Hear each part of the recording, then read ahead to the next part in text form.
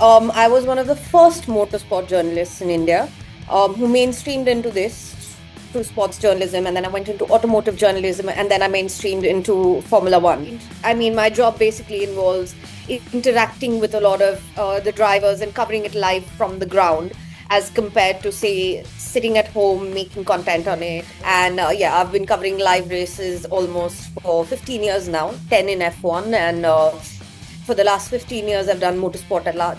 But I think it's not just about, achieving a goal. I think it's about sustaining it too. Getting the job is not the problem. You'll get it if you want it very badly. You will find a way to it. Any male dominated line, obviously you stand out as a female one. Initially it's very eerie, but later on you adjust to it. As a female, you were doubted in the workplace.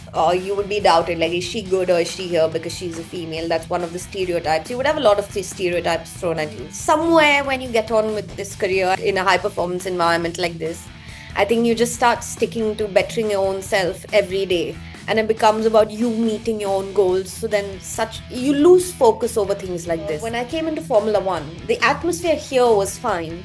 It accommodated women. But when we'd see like Indian fans seeing a female talk about F1, I would receive the trolling was worse. Sometimes it was just random keyboard warriors just trying to vent at you because they didn't want to see a female there. We're in a business of clicks, so you have to make sure you have a headline out of whatever you're getting there. You've built a synergy more or less, that you know which driver to ask what. You will understand them, so I think a lot of the framing of the questions will depend on how you understand them as a talent in the sport, how you know them, what kind of a question they are more likely to answer. So I do about 15 or 16 races a year. Yes, there are memorable moments. I think in 2016 when Rosberg became world champion, it was quite a special one. Somehow we all ended up in his party afterwards. It was the Formula One after party in Abu Dhabi, and all of us ended up there. I guess in Nico it was very emotional. I had done Saudi and Abu Dhabi. Those two races were the last two in 2021, and both were title deciders. Both had led up to a lot of drama throughout the year. Yes, ChatGPT can write for you, but it can't write in your style. What I do is journalism, and that cannot be replaced by AI because that requires you digging a story, anticipating it. It's not algorithmically run. Obviously, we crack a Google algorithm where you have to have your, to get maximum story views and the trending topics, you're going to address those.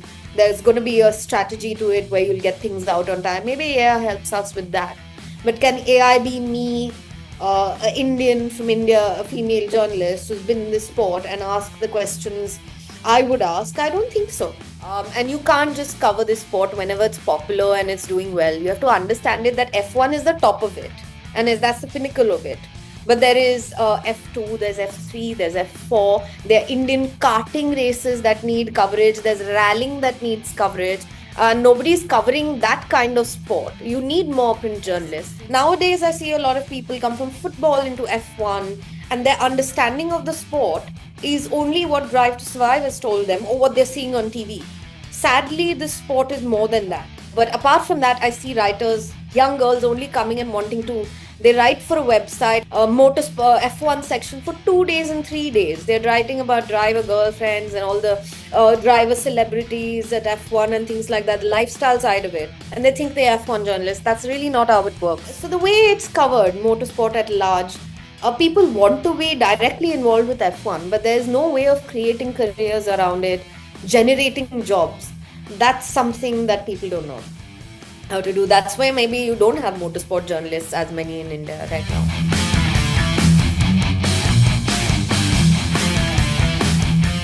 Welcome to today's episode, where we are going to dive into the high-speed world of Formula One with a special guest who brings the excitement of the racetrack right to our ears. Joining us today is Niharika Ghorpade, an esteemed F1 journalist known for her sharp insights and compelling coverage on one of the most exhilarating sports in the world. Niharika has traveled the globe, from shimmering lights of Monaco to the historic tracks of Silverstone, capturing the pulse pounding action of F1 races while providing in depth analysis and exclusive interviews with drivers and teams. Her work not only enlightens avid race fans but also brings new audiences closer to the heart pounding thrill of Formula One. In this episode, Niharika will share her journey into sports journalism, recounts some of her most memorable moments on the circuit, and discuss how the world of Formula One has evolved over the years. Whether you are a die-hard F1 enthusiast or a newcomer curious about what goes on behind the scenes of such a glamorous sport, Niharika's stories are sure to captivate and enlighten. So buckle up and get ready to experience the world of Formula One through the eyes of journalist who lives and breathes the sport. Let's welcome Niharika Ghorpade to the show.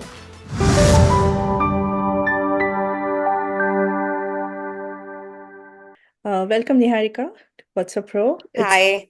Hi. You are known as the only female motorsport journalist, right? So in India, no. I was one of the first motorsport journalists in India who mainstreamed into this through sports journalism, and then I went into automotive journalism, and then I mainstreamed into Formula One, and motorsport and F1. So for India, I was the first, obviously, who was a motorsport journalist at large.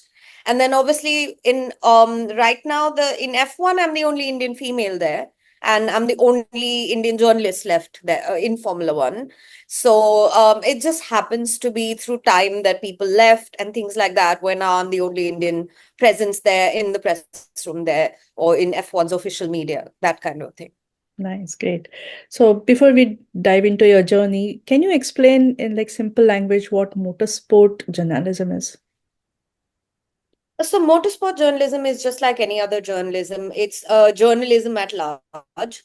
Obviously, it's like sports journalism, but the only difference is that in cricket and football, it's very easy. The game is not very technical, and things like that. Formula One and motorsport are slightly technically sophisticated. So that requires, whether it's writing or being able to explain it. Um, on various mediums. I think what happens there is basically you have to simplify one of the most technically sophisticated sports in the world down in layman's language for fans to understand it. And obviously, there's a lot of news where my job basically involves interacting with a lot of the drivers and covering it live from the ground, as compared to, say, sitting at home making content on it, or um, probably but probably covering it remotely. So that is a very different way of doing it, and what this is the one way that is obviously the basics of journalism is you have to be at the scene or you have to be on the ground to do it. And I've been covering live races almost for 15 years now, 10 in F1, and for the last 15 years I've done motorsport at large. So yeah. No, that's great.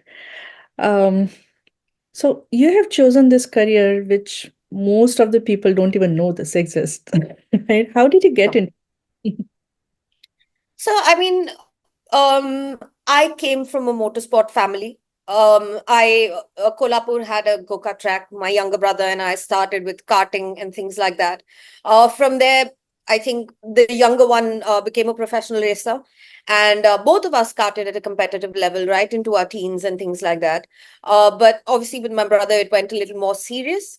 And when I did media and journalism, when I was studying in Australia for my bachelor's in mass comm, at that particular point, I was my assignments, my work, my college coursework would often kind of traverse towards football and motorsport and covering a kart circuit nearby or covering a V8 series, things like that. So at that particular point, somebody had suggested me. I remember a professor in university suggesting it to me that why don't you think of sports journalism?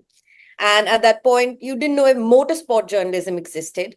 And then obviously somewhere along the course, that time I was 17 or 18 when this idea was put into my head. And I obviously aspired to be in motorsport in its entirety. And I also had wanted to be in Formula One in some way or the other. So somewhere along the way, I think I found this path, and it required me to make something out of nothing. I had to build it from scratch. And then obviously in India, it wasn't much of a field as such. I started with car magazines in when I was 20 or 21. When I'd graduated, I had done all kinds of internships with Indian newspapers for civic reporting, political, and mainstream media. And then I knew that sport was something I could cover better because it came more naturally to me. I also came from a school that had a lot of sports. So you could, I had followed various sports. So I started with that. And then car magazines came up with job offers, and at that particular point I interned with a car magazine, and they gave me the motorsport section because my younger sibling was in the sport. My household was a motorsport household, so they felt it would come more easily to me. And when I went into motorsport journalism, then I think that internship kind of opened it up for me, where I felt that this was a real field. And then I started, then other Indian publications started hiring me for motorsport only. So my profile kind of developed along with the way, with also alongside having that goal that I wanted to be in Formula One at some point. So both of that, I mean, things just shaped up along the way somewhere alongside that.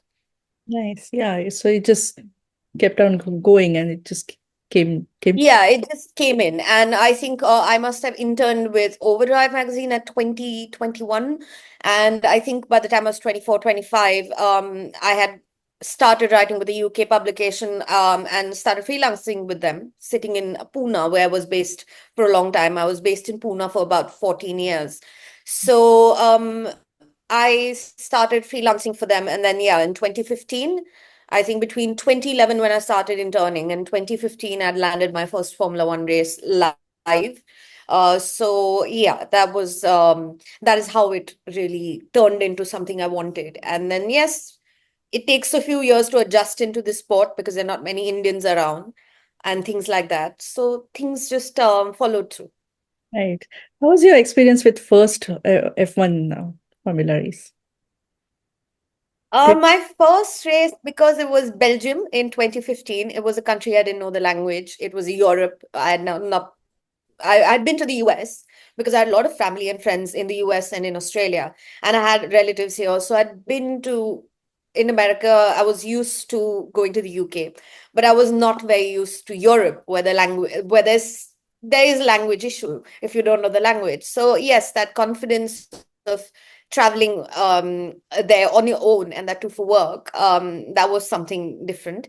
And then it started with things like that, but I was very independent from the beginning itself. So for me, getting into the whole travel and jet setting life, the lifestyle that comes with it wasn't much of a headache. But when it came to understanding the sport, I think I was starstruck in the beginning, my first F1 race. So, but very easily, I think if I remember, now it's 10 years ago when that happened. So when I look at it, the first or second day, I think it took about 2 or 3 days for the whole starstruckness to go away. Because I think I'd done Belgium, Singapore, Japan, Austin, Mexico, and Abu Dhabi. I'd done about 7 races in my first season. And Austin was one of them. America and Mexico I was familiar with. But if you look at the rest of the races I've done that year. Yes, the first season was more understanding how it works. My first race was more, okay, this is happening now, and I've given myself this thing. I've got it going, and I finally landed myself somewhere. But I think it's not just about, achieving a goal. I think it's about sustaining it too. Getting the job is not the problem. You'll get it if you want it very badly, you will find a way to it, but it's sustaining it for 10 seasons that has been more of the story, more or less. That's true. Yeah. Getting a job is not, Yeah. but yeah, sustain. Yes. Right. Let's go back to your childhood. Tell us about your childhood, your schooling, your early education. So my early education, I mean, I obviously studied in Kolhapur. I was born in Kolhapur, in Maharashtra. And obviously I went to a Kolhapur school. two or three of them in Kolhapur. So yes, I did my schooling only till my fifth grade in Kolhapur. After which I went to a boarding school in North India, Mayo College Girls School, Ajmer. And my formative years, all the groundwork that was laid for my career. And I owe a huge credit to actually my schooling and being a part of that public school that made me what I'm today. At least, oh, a bit of the basics of making me mentally independent or independent at that young age. I think a lot of the sense of being mentally independent and not being dependent on a parent when you're a teen was because you've done boarding school at such an early age. So I think at the age of 9 or 10, I was already away from home. And in those days, you didn't have cell phones, you didn't have WhatsApp, you didn't have FaceTime. So you wrote letters home and you had trunk calls to make at home, an STD call. So yeah, I spent a lot of time in Rajasthan. I grew up in a multicultural environment where you had people from all kinds of you had people from all over the country studying in that school. So yeah, that would be my formative years. Then I did junior college in Pune. Then I went to Australia for a few years, came back, did some more education in mass comm and journalism in Pune again. And yeah, then that was it. Then I got into the automotive industry, and that's how the story begins. But I guess in my younger years, yeah, I came from a family which was very based around sports and car aficionados. We had I think in my family, my great grandfather loved cars. His younger brother used to race motorcycles in the 40s and the 50s, in the 1940s and the 50s. My grandfather was fond of driving a lot, and that's how it got pushed to my father. And my father tried his hand at motor racing, and then obviously when it came to my brother, it became a little more professional. So then my younger brother. Along the lines. He was actually one of the people who came closest to an F1 drive long ago, like during the 2010-15 period. And, and he's still a professional race driver, and he's still one of the more credible names here in this sport. So yeah, I grew up around an atmosphere that was evolved around horses and horsepower. So you're either equestrian or you became something like a motor racer. And I managed as a female, in those days, it was very unheard of to do something like this, and let alone in a male dominated field. So I think I had to traverse through a slightly harder path by the time I could make it here. And for India, it was a little harder because I mean, we don't have that kind of infrastructure to careers like this, like, say, my UK counterpart would have. So, yes, the journey took slightly longer. But yeah, that's how it went. And that's basically my childhood. My childhood was a lot more of sport and cultural activity. And I think Kolhapur is known for everything. Kolhapur is known for all kinds of things. So yeah, I think it would be like any 80s or 90s kid, just surrounded with a little more of action-packed careers, probably. And my father had educated himself abroad. My grandparents were also educated abroad. So that naturally came down to me. And that's how, some of the foundation probably must have been laid of who I am today. And then my school topped it somewhere. So yeah, that would be my childhood and my formative years. Nice. Yeah, I was actually going to come to this male dominating career field that you have chosen. What kind of challenges you face being as a only woman in this? I think initially, see, when I came into the sport, I was only 25 or 26. So for me, everything was new when I entered Formula One. The travel, the lifestyle of going from here to there, every 2 weeks you're packing and leaving, you're living out of a suitcase in hotels. So that was a bit, yes, it took time to adjust. Secondly, I think at that particular time in Formula One, it was a male dominated field. The number of women were lesser. And yes, at the Indian level, probably I faced the worst of it more than at the international level. I think it eased out when I came to Formula One. At the Indian level, though, your work is obviously scrutinized more, opportunities would be denied. You know how the Indian system runs. So, and in India, we are almost 80% or 70% patriarchist society. So naturally, subconsciously, you're consider conditioned to believe that women can't make it into this field. And so if you were a female and you were good enough, you had to probably triple your work.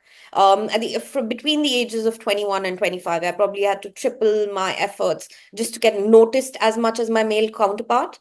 Although he might not have been that good enough, but he would naturally get the opportunity because he would be a boy or he would be a male. So that disparity existed in the first, say, out of 15 years, maybe 5 years of my career, I've had to face that.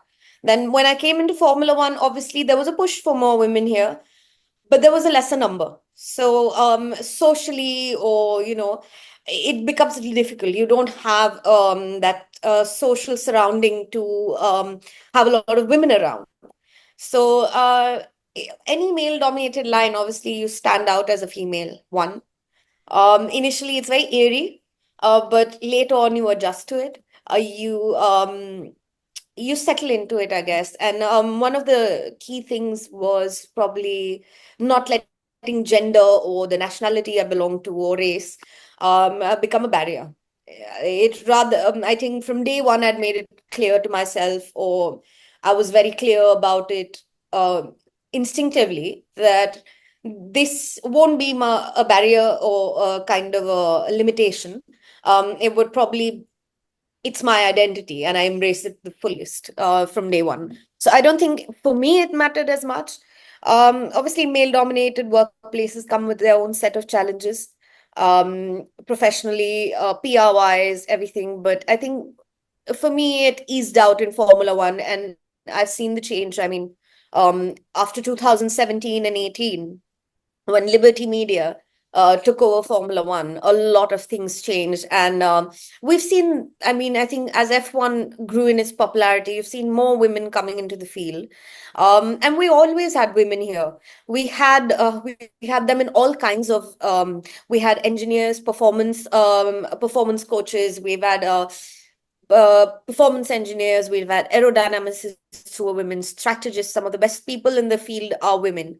And now the number is probably slightly more. Those days the numbers were lesser when I joined. But I guess now it's no more considered what do you say? It's no more rare to be a female in the sport because the numbers growing. There are a lot of us here. And that's been the change. I think I've seen it through my career, more or less. But yes, in the past, it would be a little difficult. It was, as a female, you were doubted in the workplace.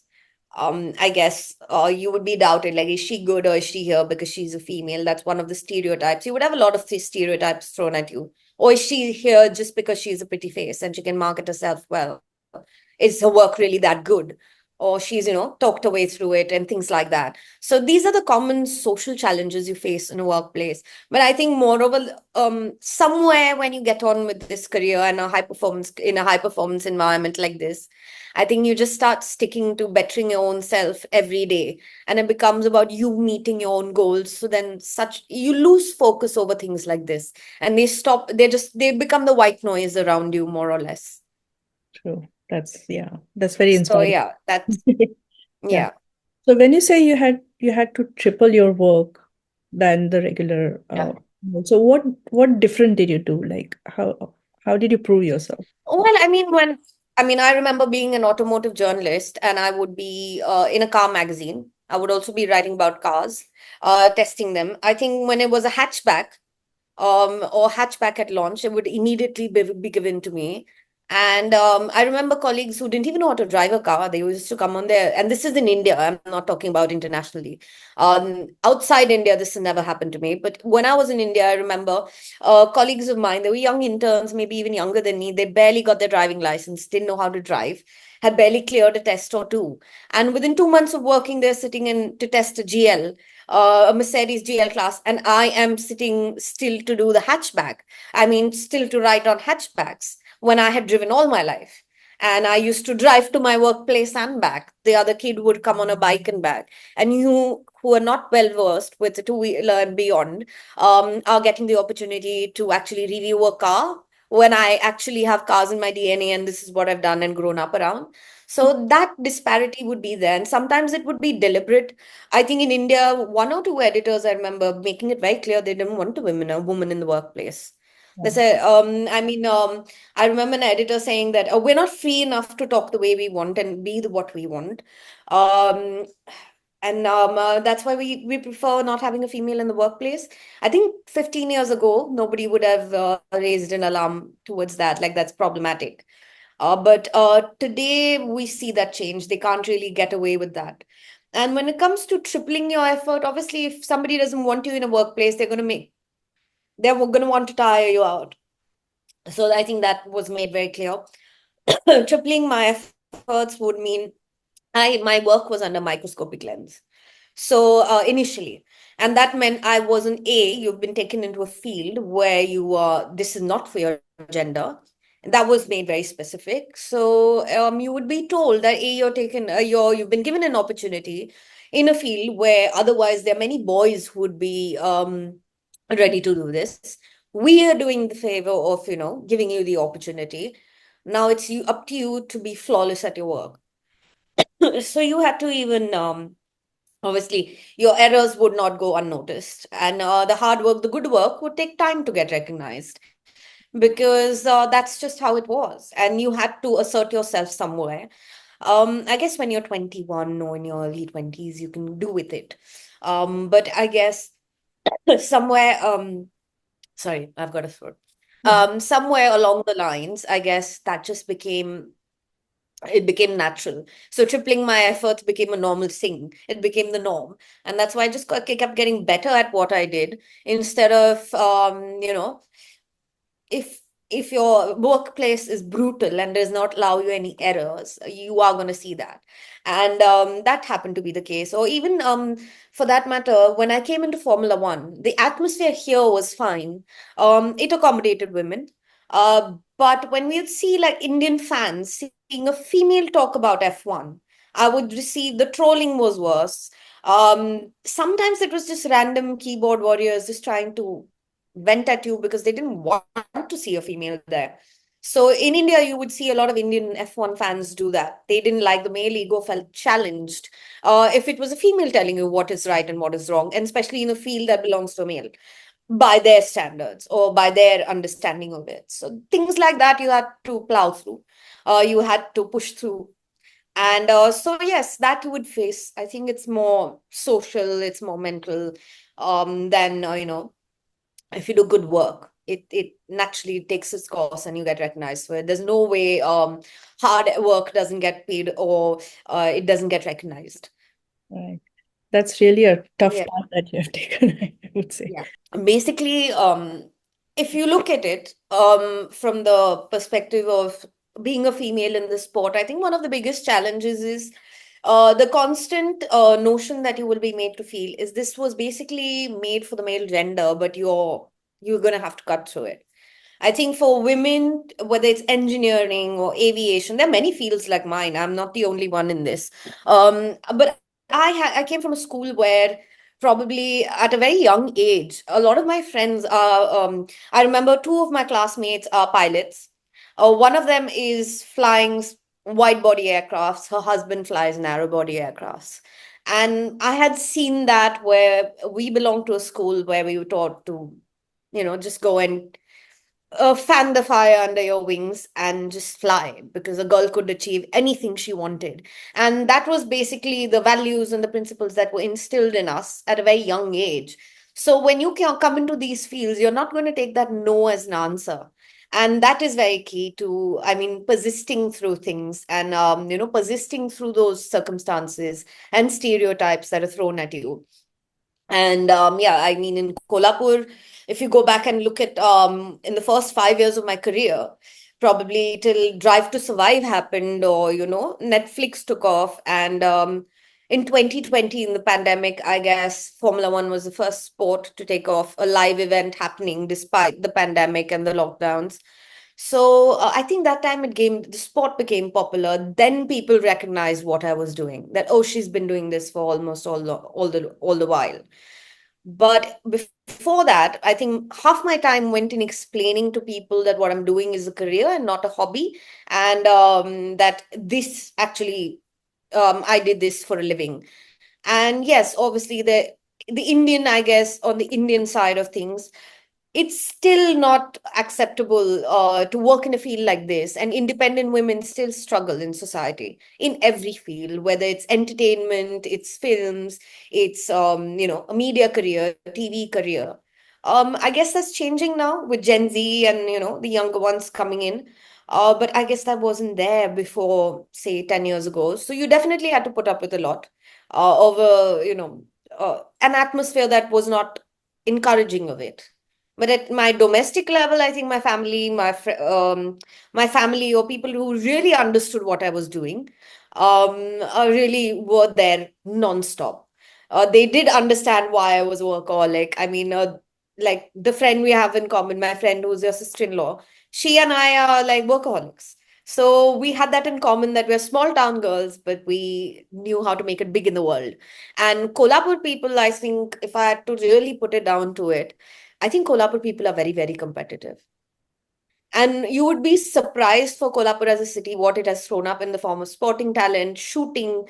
I remember my father used to back a few shooters who were, at the Commonwealth level or the Asian Games level and the Olympics level. So Kolhapur tends to be that place where you have a lot of sport. And if you actually really do it as a female, I guess it's they really encourage you with it, and you'll be really be recognized for it. So I guess I found that in Pune, it used to be a little hard explaining this, but in Kolhapur, I think it was acceptable, far more acceptable than anywhere else in India. So I guess I just lucked out on that. Wow, good to know that. So, how would you define work culture in motorsports journalism? Work culture, I think for me, see, it's very straightforward for me. I have an employer, I work for Sportskeeda, and I have had employers like that before, whether it was I was in magazines and newspapers, and I did a lot of global publications before I moved to this website. And it's very clear. I mean, basically now the workplaces, I'm contracted to a type of a publication. My workplace is obviously remote because I'm traveling so much and covering. My job description is like a hybrid, remote and work from home, travel and work from home. It's between that. Most people have a job role which is work, I mean, attend a few days of office and then do work from home. So they have positions like that. Mine is just travel and do it from home when on days when I'm not traveling. So it's very simple. You have writing shifts. I'm even working when I'm not traveling.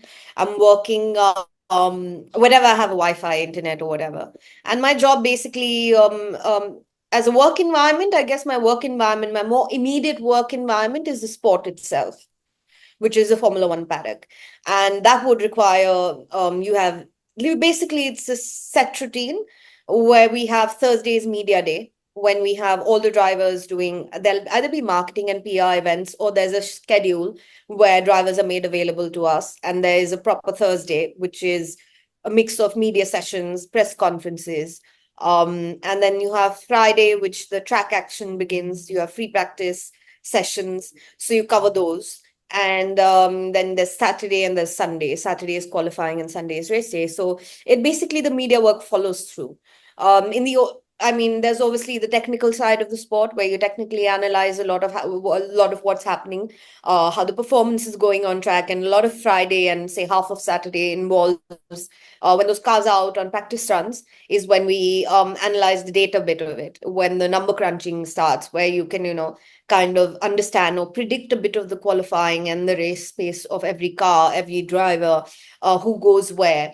So there's a lot of technical understanding into understanding the sport. Then there's also a bit of prediction and underlying outlining that you do in your work, whether it's say whether you're covering it for social media or whether you're doing it on TV. For the TV guys, it's the same, where they give a picture of how the weekend is shaping up, where which team is shaping up to be where in the pecking order and where they are likely to finish. And obviously there is a lot of numbers and data involved in reaching those conclusions or predictions. So that is one side of it. And then the other side of it is obviously involves a lot of journalism, where the drivers are available to us after a session. You'll ask them questions that are relevant to that weekend. Say Thursdays will be questions that are not relevant to the weekend and they'll be more generic. what they think of the track we've arrived at, the changes made to a track, what they like about the country that we've arrived in, and what is their favorite things like that. That'll be, favorite moment of having driven here in the past if they have a long history of coming here. So there are things like that on a Thursday that you'll ask. By Friday or Saturday, it'll basically be performance-based questions. And then, yes, obviously, after race day, drivers are made available to us, and it's race-specific stuff that we will ask. So yeah, that's how. That's one side is technically analyzing it, and the other side of it is basically getting the journalism going, which is asking the right questions, asking the hard questions, or the easy ones, or whatever, where you're directly in interaction with the driver, a team principal, or the technical directors of the teams, and you're figuring things out. And then there's obviously finding storylines, and we're in a business of clicks, so you have to make sure you have a headline out of whatever you're getting there. And then obviously we also have interviews. We apply for interviews, one-to-ones with drivers or team principals, and that is fixed within the weekend. And that'll be the one bigger story that you'll do, or if you've done two interviews or three. So there are the group sessions, and there'll be the one-to-ones. So that's somewhat how the weekend flows as for a journalist. And then obviously you have a press room where you'll sit and analyze all of it. And I think a lot of it, I think the tougher part as a writer is you have a lot of content coming out, and you're going to have to put that into, you have to send it out by the deadlines. You have about, I think in my case, I have about 6 or 7 a day to write for 300 words. And you have to be fast, you have to be quick. It has to go online. Depending, there's a turnaround time for every story. That was from the time it's assigned to the time it's submitted. And there's a time difference involved. So you have to get it out. The editors back home have to edit through, or whoever is available as a online editor, because I'm in a different time zone in the US. So now it'll be a night editor's shift who will be correcting my work, or proofreading it, that kind of thing. And there's obviously, it involves a team at the back end assigning you stuff from the what you've got, and strategizing it. Like nowadays, a lot of web journalism involves content strategy. So yes, you'll have that group editor who will sit on the main position, but you'll also have you will have say a content strategist or a content manager who's basically, in the old days, the role of an editor is now taken by them, and they are the ones who strategize what goes when and how this story is shaped, what the headline will be. So we no more get to decide that. That's, I guess, decided by someone else, and that's how basically it works. And yeah, the whole weekend passes in a jiffy. True, yeah. So Actually, yeah. my next question was, how do you prep to interview the team and the drivers? Initially in my older days, yes, I would have prep questions. I would basically, sometimes teams say, send us a few topics which you're going to talk about beforehand, and then they approve it, and so on and so forth, or they prep their driver for it. Mhm. But most of the times, I will have those 5 or 6 questions. It's basic journalism. I mean, I've done this for 15 years. So now I basically know, okay, I'm going to ask him about this subject, that subject, this subject, that subject. Frame your question around. If anything else builds up during the weekend, I'll have that ready by Thursday. So if Thursday or Friday is the day when I'm allotted in interviews, says this is something I'll just get going on the flight. I'll have all those questions in. Then I will also have any, by the time it's sent, approved, and this is what you're going to ask the driver. You will basically have these few follow-on questions, or if while the driver is talking to you, if something comes up, then I will obviously probe that, push that question in, push them to elaborate more on this certain subject. So preparation to that nowadays is very little, because I've been in the business for so long that it flows slightly better.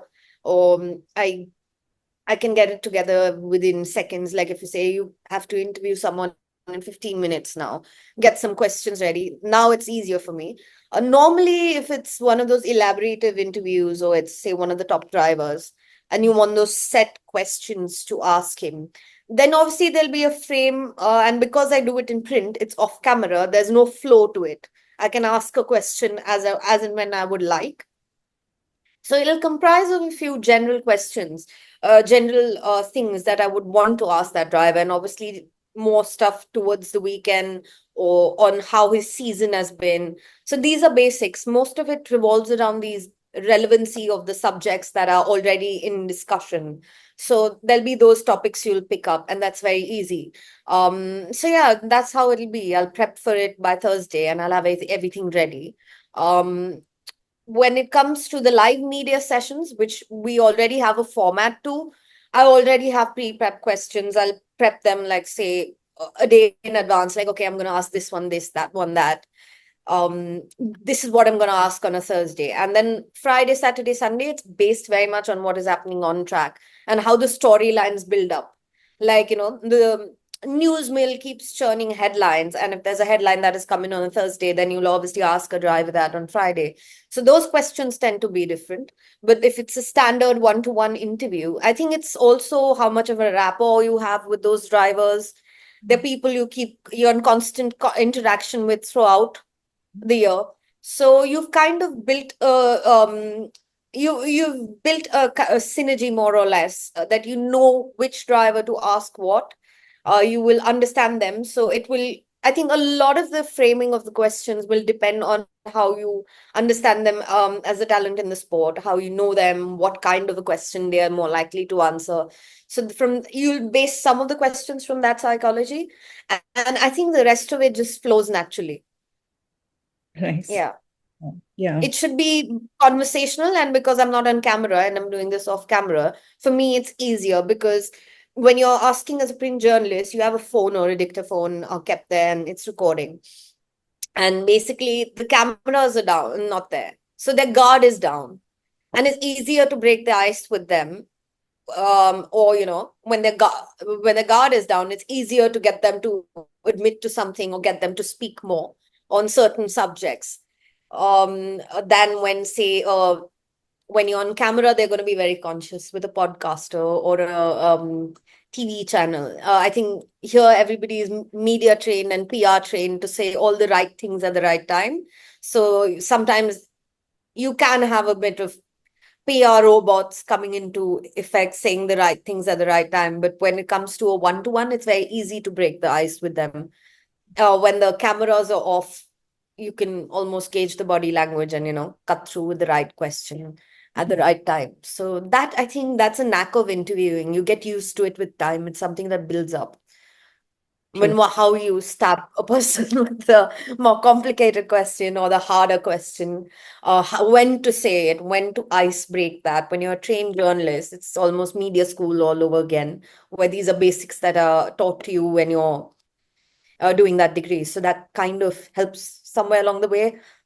Yeah. And that's basically that's basically the foundation that normally helps you through anything in this field, whether it's media, PR, all of it. So, how does your racing weekend look like? Like, take us to the through the process when you enter the circuit till you report the Yeah, so panel. like I mentioned, Thursday for me when I enter the circuit, say today is a Wednesday, so tomorrow will be my first working day in on track. So I will walk in the morning, then there are media sessions. There's already a schedule that has already come to us by today or 2 days ahead.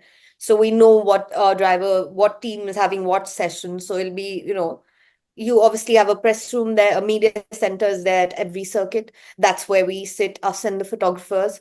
So you obviously set up your day, and then you go media session to media session, team to team, depending on the driver availability and what session is with whom.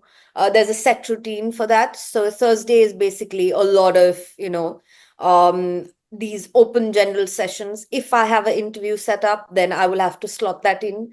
And then obviously by the end of the day, there's about 2 or 3 hours from whatever you've asked throughout the day and whatever you've got throughout the day. You have those 2 or 3 hours to get it out. So that'll be done.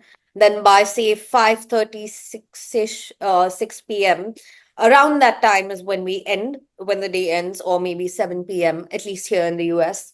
That then obviously I get back home, get back to my hotel or wherever I am. Or if there's a PR event or a media event, a marketing event off track, then you'll go ahead for that. and then yeah, that'll be that. That'll be your Thursday ending. And then there's obviously work I'll sit and do from here too. And then Friday will require me basically, Friday will be a free practice. We head in early depending on the time of when free practice happens. We'll head in Friday morning.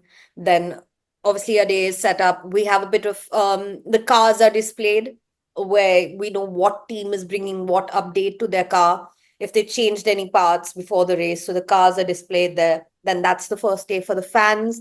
So there will be like the fans. We work in a very different area. Um, our working area is slightly cut off for fans. So we are in the area where it's the working area of the sport called the paddock. And then there's obviously the pit lane where there's a lot more fans than the ones we have in the paddock. In our area, you will have VVIPs or team guests and people like that.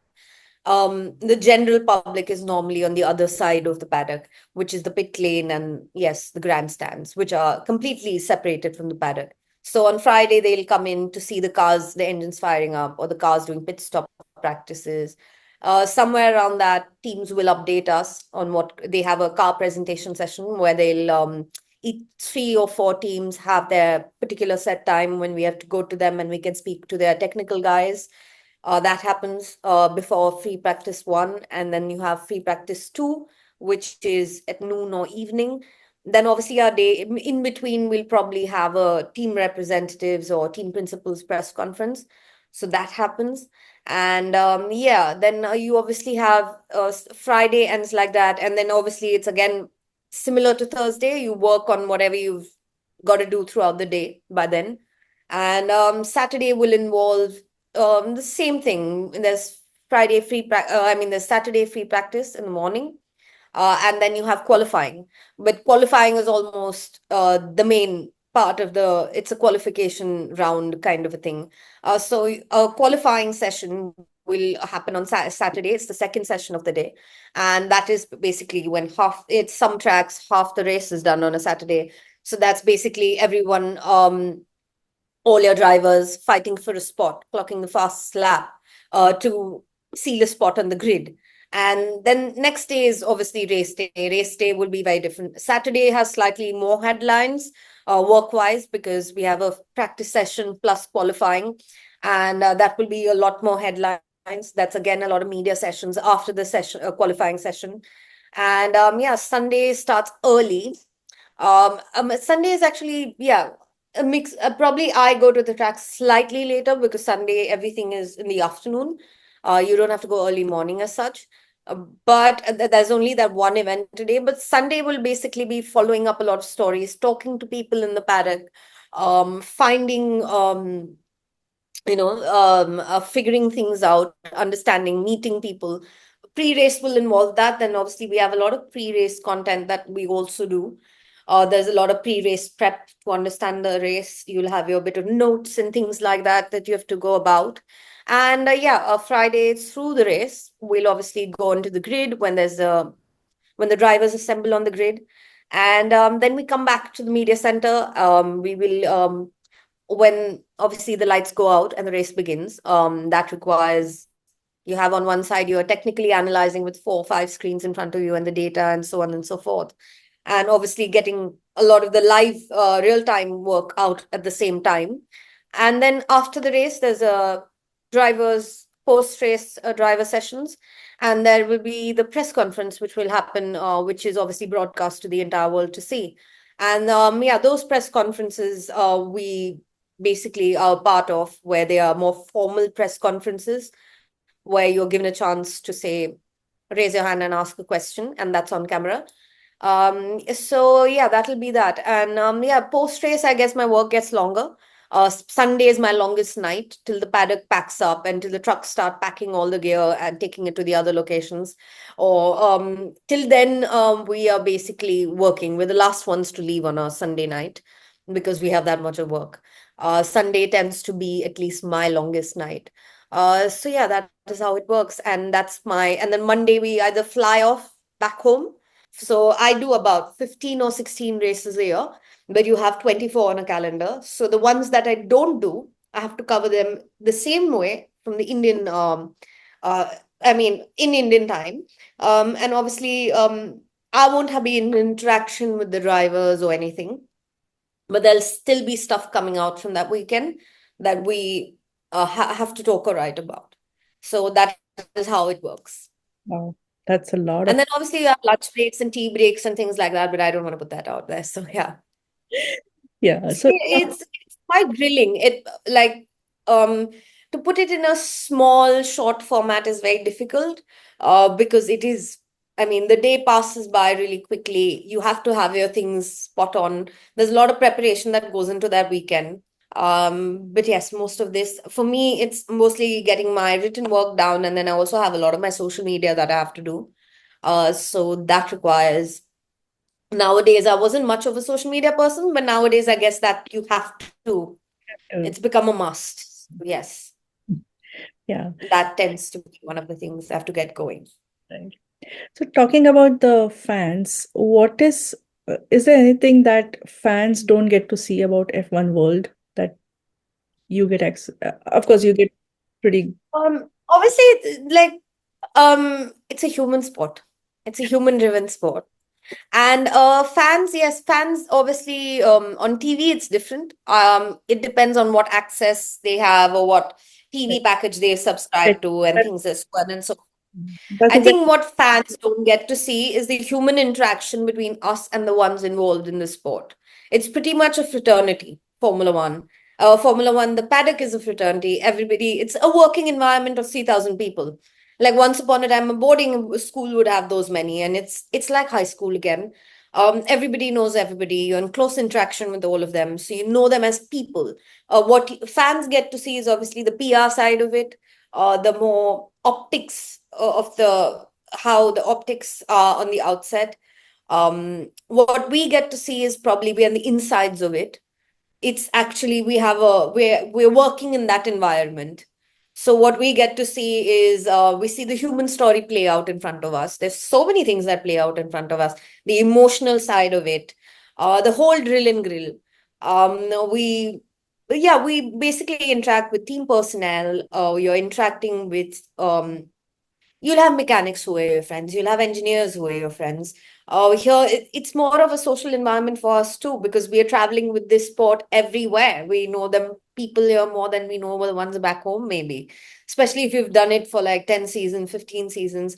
You're probably doing this, you probably, this is your immediate social environment in a way, at least professionally.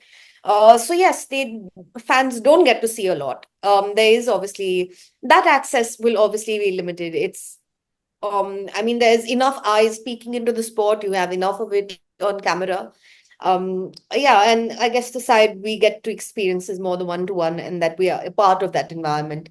So we see the more human side of it, the one behind the scenes. Yeah, that was my question actually. Any behind the scenes stories? Do you have any stories that you? Oh, lots of them, lots of them. And I think we get to see it play out. We obviously, as a journalist, you almost see a rumor turn into a headline within 4 days. Sometimes you just get to hear something like, oh, Toyota is coming back into F1, and 2 weekends later, they've announced a partnership, that kind of stuff. Then XYZ driver will get signed. You get to know of it. You see people chatting, the driver managers in the paddock, you are interacting with people, you have team PRs who are there. You understand it. You know how a story will build up. That's a process that you get to see unfold live, as compared to, say, maybe a junior writer from my workplace or a colleague who's sitting there and getting to just, see it from the outside.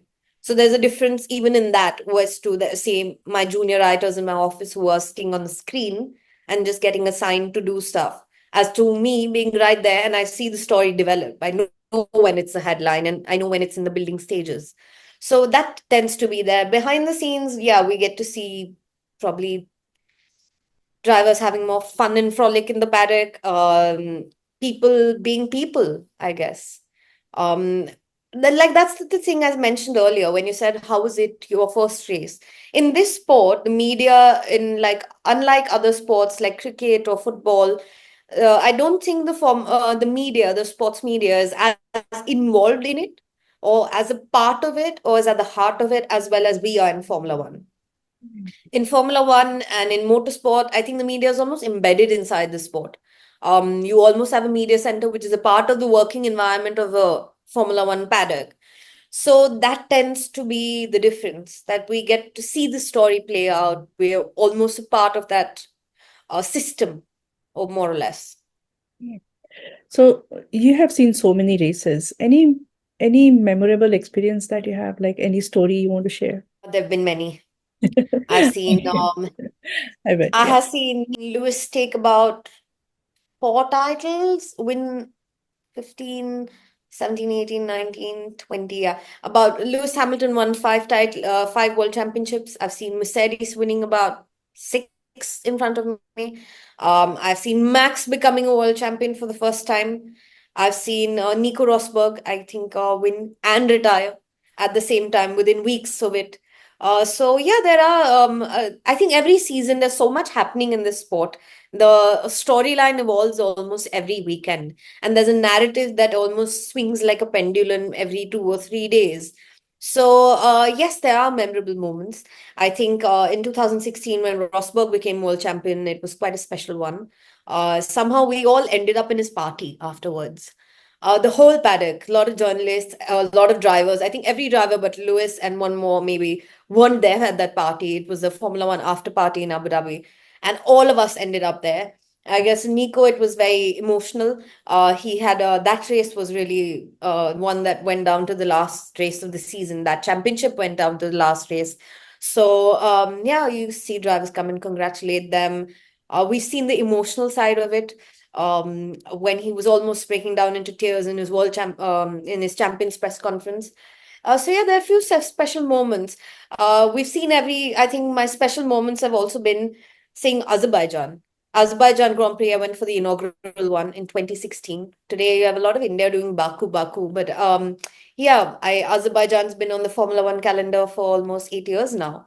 And I've been going there from the first Grand Prix. So I've seen Mexico have its first Grand Prix, Austin. And then there's always something that if I had to, I think straight off the bat, I won't get like, that special moment. I think 2021, the controversial finale in the paddock in Abu Dhabi when I was covering it amidst the pandemic. That race was very special and at the same time very controversial. So that weekend was very complex.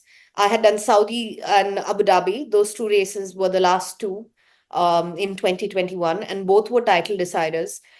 Both had led up to a lot of drama throughout the year between Lewis and Max. So that season was really like a Hollywood script playing out in front of you. And it was one of probably in my career as a journalist, I think those two race weekends are the most intense race work weekends I've done because there was so much happening. And it was the pandemic. I remember traveling to those races was something else where we had to almost travel with a fat file of papers per country you are traveling. Then the thousands of protocols of boarding a flight, getting off a flight, and so on and so forth. And the quarantining, getting in and out of countries and coming back to India. So yeah, that pandemic year was quite amazing in a way. Then yeah, you see drivers come like with Max, we've seen him come as the youngest driver in the sport at 17 years of age. Today we see him as a triple champion, so you've almost seen him grow up alongside it, parallelly along with your career. That kind of stuff has been memorable. And then yeah, you've had a lot of memories, you've been around long enough, so I think the list is very long. True, yeah. So over the year, like talking about social media, AI that's coming up, how Yeah. do you see journalism is changing over the years? Like 15 years you're doing this. I think see the kind of journalism I do is on the ground. You aren't going to put AI somewhere in the press room and ask it to ask those questions. More of So social. that is going to require a human side to it. Yes, Chat GPT can write for you, but it can't write in your style. If you have a certain style you've developed over the years, ChatGPT can't imitate that. And even if AI improves and takes our jobs as writers, there's also the human side of it. I mean, you have AI generated influencers, you have AI generated models milking money. It's just a random person or a random kid making an AI generated image and doing that there. So our field will get influenced. I think that there's good parts of AI that have come in that have helped us out. Like when we transcribed audios in the old days, say I would sit 2 hours just say it's a 10-minute audio file. It'd take me 2 hours to transcribe the whole thing. The longer the audio file, the longer transcription. Today, AI is more sophisticated. It's better, so AI transcribes all of it to you, and you just have to sift through it. It's more or less accurate. Sometimes it misses out different accents and things like that. So in that field, that is one of the most tedious jobs of journalism. Listening to every word somebody said and writing them down. Transcribing, it's helped us. AI has helped us. Say a number crunching, putting it into Excel sheets. My job is done in like 15 minutes. It would take 2 hours. So yes, it's made our jobs easier in one way. Does it replace us? I don't see my side of the job getting replaced. Maybe if you're that work from home writer who's not doing it ground reporting or journal, what I do is journalism. And that cannot be replaced by AI because that requires you digging a story, anticipating it. It's not algorithmically run. Obviously we crack a Google algorithm where you have to have your to get maximum story views, and the trending topics you're going to address those. There's going to be a strategy to it where you'll get things out on time. Maybe AI helps us with that. But can AI be me, an Indian from India, a female journalist who's been in this sport, and ask the questions I would ask? I don't think so. So that human side of the sport, I think, will remain. Maybe work from home careers where writers are covering the sport remotely, or they aren't good writers but are just getting on with it by changing it. AI generated content where they're putting getting AI to write their whole story for them, that kind of stuff. Maybe that changes, but I mean, I've seen some of junior writers try doing that, trying to get AI to write on their behalf. And it turns out to be very impersonal. There are a lot of grammatical errors too. And even ChatGPT or the best of, I mean, Grammarly corrects your work. Say Grammarly has always been an inbuilt tool that you can use. It's an AI tool. But that, say, helps you out. Like that sentence formation could be changed around and things like that. ChatGPT writes probably completely for you. And obviously, there are other AI tools that write for you, but they aren't still I mean, there's a human side of it. Like any AI can never be an author. It can't imagine something. It can't put that human imagination. So I think human intelligence is far too underestimated. There is human intelligence is always going to be required for every job. And it just depends how good you're at it, where AI can't take you over in any way. And that's where it comes into play. That AI, on one hand, obviously, you aren't going to have AI generated race cars. Maybe you have AI driven ones at some point. Maybe you have driverless cars coming out. So on the racing side, maybe things change. But I think the whole idea of it is being an athlete and being, the performance comes into it. It's a sport. It's going to be human driven. I don't see technology. Maybe there's a sim version of it, like you have sim racing happening. Yeah. You have it's a simulator racing that is done. That's a different field altogether. So maybe you have AI driven races or AI driven cars, and you have AI races and things like that. But I don't think that changes the human side of it. Humans want to watch humans doing things. You don't want to watch a computer racing on behalf of you. Machine doing things. Yeah. And even in journalism, it's a risky affair to have AI write news. We've had fake news being generated. You can see it in the mainstream of journalism, how content has become, there's the deep fakes and the fake news and things like that that are happening. So that exists, but I don't think that is something that the world will take very seriously. It still requires a human angle to, what do you say? Journalism is about a lot of authenticating facts. It's about not fabricating them. It's about the basics of journalism. I mean, as a field, is far too underestimated. I mean, I did my bachelor's in mass communication. I wasn't a BA who did, move to journalism. I was trained for it right from day one, but it's not easy. If I'd done any other degree, it required a lot of coursework that maybe would have been easier for me. But journalism subjects weren't an easy job. It requires a lot of skill set that I still don't see AI completed. A whole writer works all their lives to develop a writing style. And even if AI imitates it, it's not going to get that thought flow. It's not going to weave paragraphs the way I want them to look. It's not going to say things the way I want them out there. So maybe it makes it reduces your time by about 40 minutes or 50 to say a 10, but I don't see it completely replacing the way things are done in this field. So Yeah. talking about career prospects, do you think we need more of motorsport journalists? I think in India, yes, there's a need for it. I am here already. I can't cover every sport and be the only journalist doing it all the time. And you can't just cover this sport whenever it's popular and it's doing well. You have to understand it that F1 is the top of it, and that's the pinnacle of it. But there is F2, there's F3, there's F4. There are Indian karting races that need coverage. There's rallying that needs coverage. The North India is known for a rally championship. That is a very good rally championship. We have the Himalayan rally that has been running for almost 50, 60 years. Nobody's covering that kind of sport. You need more print journalists. You need more, both girls and boys, covering the sport at its local level before dreaming of F Formula One. Because if you come here without that groundwork being laid, I had covered karting, kart tracks. When I was 17 or 18, my assignments were based on a kart circuit nearby. I was covered at that point. I was in Australia, so Aussie Motorsport. When I was in India, I was obviously the go-kart tracks around. I understood every kart track and its layout. I had also been through, obviously we knew kart owners because I was from the field. My father was in it.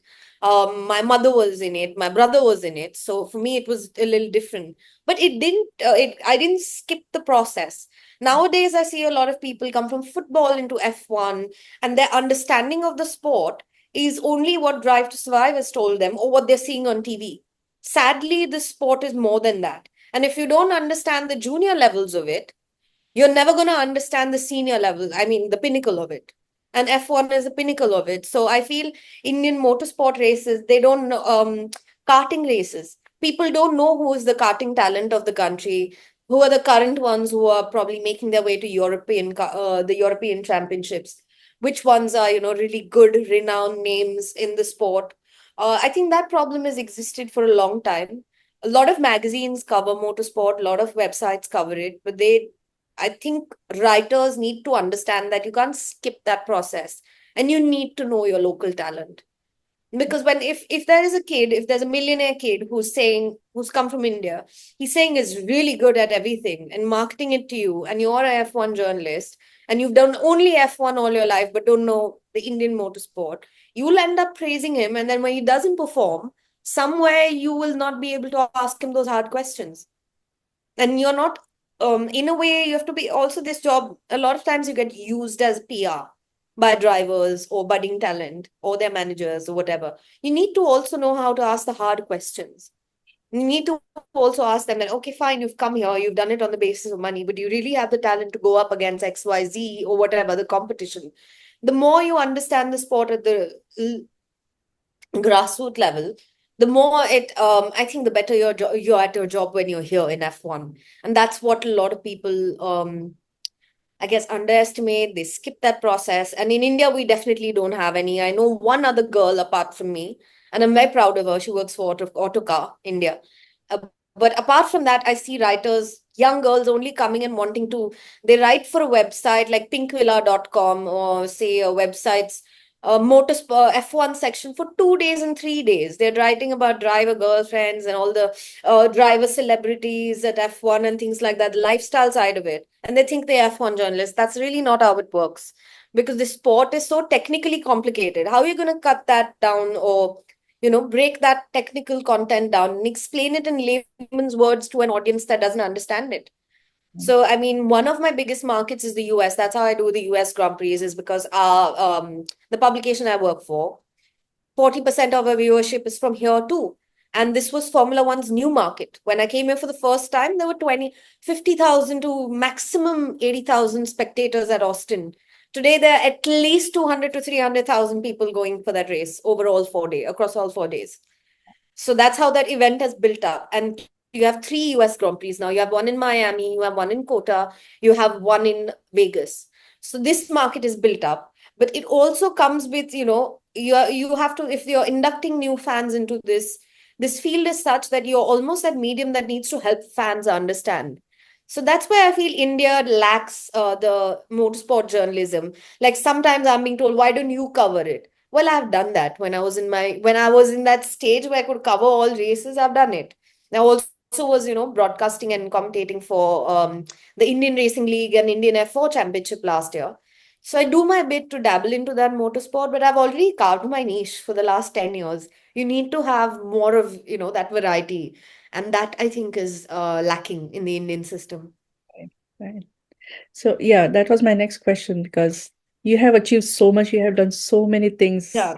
this young age. What is your next step to boost your career? Well, see, one thing is obviously like another thing I would like to add into your previous question is if you look at it, like one more thing just struck me is Indian sports journalism at large. The reason why there aren't motorsport journalists is what I'll get to, is also because the sports journalism is very cricket based. You have Olympic, you look at the Times of India covering. Do you have F1 mentioned anywhere? F1, they'll take Reuters articles, they'll take AFP, agency process, the agency they subscribe to, agency process news, syndicated news basically. But they won't send their own journalists to cover anything. So Indian sports journalism can be very lazy. It's based off other people writing, and it lives in the dark ages. Sports journalism as a field in India hasn't grown much. And even sports commentating, women commentating on cricket. Do you see any lady in the comment box talking about cricket ever? And our country is very cricket driven or football driven. Football is picked up lately in the last 10 or 15 years. But still, you don't have that kind of coverage. And then motorsport publications are very few. So maybe that's why even the opportunities aren't there. But I mean, look at my time. I did it when there were zero opportunities. Where there's a will, where you want something, you will create an opportunity. When you least expect it, something will come about. But somebody has to do that. Somebody has to, I feel the young people, young kids nowadays, I see 20-year-olds come into even our workplace. A lot of them are just writers. And I think this job is not just about writing. Journalism is writing and researching and being at the ground to tell that story. It's about the narrative. You craft the narrative, and it's about you can't craft the narrative if I'm sending you something from here and you're just typing away and making a story around it. You have to find that story and things like that. That skill set involved. That hasn't improved in sports journalism. Like when you open Indian newspapers, you'll see one entire page on the ball analysis in cricket. You'll see one page on that, and the most technically sophisticated sport that requires more than two pages to explain it in print um, doesn't have that coverage. I mean, India also piggybacks on the coverage that, I mean, we have only OTT streamer this year. Fan Code is doing the OTT rights. They have a streaming, but they aren't generating their own content. They aren't sending a team here to shoot film, do things. They haven't done that at all. So the way it's covered, motorsport at large, people want to be directly involved with F1, but there's no way of creating careers around it, generating jobs. That's something that people don't know how to do. That's why maybe you don't have motorsport journalists as many in India right now. Right. Right. So yeah. Yeah. So, So yeah, yeah, your question. right. Yeah, your future plans we're talking My future plans. Okay, so I've been trying my future plans now. I've done 10 seasons of this, and I've obviously done 15 seasons in motorsport at large, but I've done them as a print journalist. And now you obviously have more of podcasting and you have the digital medium kickstarting. I also tried my hand at TV at broadcast. So I'm trying to work with the junior series and many others to try and do the same thing I've done, but on TV. Make that switch from print to or web to broadcast and go on the TV side of things. So that's something I've been working on for the last season this year too. So I have some winter championships I might cover. So things like that. So that's in the process of finding more, doing F1, covering F1 more visually now than just through print and writing. Because now if you look at the average focus time of a millennial is becoming shorter. People don't read as much. And although we do get good readership, It's still what do you say? It's taking time. It's going to take time to, so this field, I won't say it's dying, but I guess I have done it and I've saturated at that level of my career where, I've done the best of what I could. And I'm a prominent name in the business in print. I obviously want to carry on writing because I love writing. I'm passionate about it. That's one way I vent my thoughts. So that's something I'll carry on doing, but obviously I want to obviously also make the simultaneous move to broadcast and cover the same thing maybe for TV. So yeah, that remains my plan. That's probably my next the next step I would take. Nice. Well, good luck for your uh, next step. Yeah. We would love to Yeah, see thank on TV, on television, on camera. Oh, more. yeah. Yeah. So thank you so much. Thank you for your time, for all your inputs, and good luck for. Thank you. Right.